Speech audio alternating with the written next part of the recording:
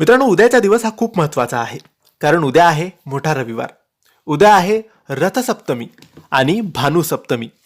मित्रांनो, हा दिवस सूर्याचा दिवस मानला जातो. म्हणून या दिवशी तुम्ही सकाळी लवकर उठायचं आहे, अंघोळ करायची आहे, तुमची पूजा पाठ जे असेल ते करायचं आहे. त्यानंतर तुम्ही फरशी पुसत असाल, फरशी पुसत नसाल तरी फरशी पुसायची आहे.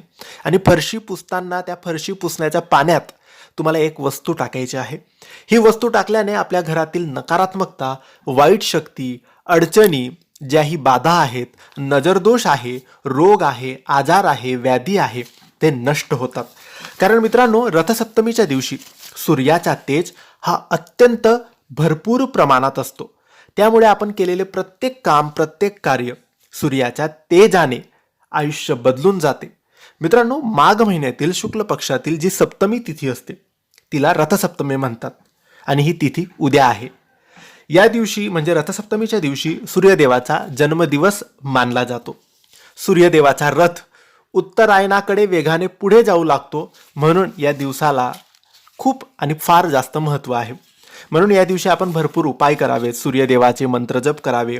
कारण आपल्या कुंडलीत, आपल्या पत्रिकेत सगळ्यात मोठा ग्रह कोणता असेल तो सूर्य असतो आणि तो चांगल्या स्थितीत आला म्हणजे आपले प्रत्येक कामं चांगले होतात. काही उपाय करावेत, मंत्रजप करावे. त्यातलाच हा एक उपाय आहे. फरशी पुसताना फरशी पुसण्याच्या पाण्यात ही एक वस्तू टाकायची. कोणती वस्तू आहे तर मीठ. तुम्हाला जर खडे मीठ म्हणजे खड्याच्या स्वरूपात जे मीठ असते ते मिळाले तर उत्तम, ते टाकले तर अतिउत्तम. आणि नाही मिळाले तर तुमच्या घरात जे मीठ असेल ते टाका. सफेद मीठ असेल सफेद टाका.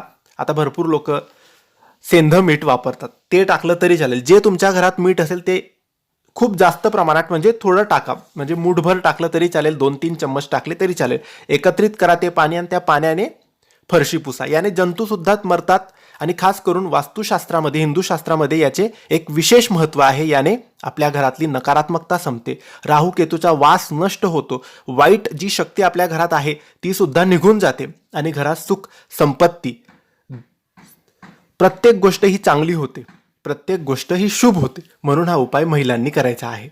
नक्की करा.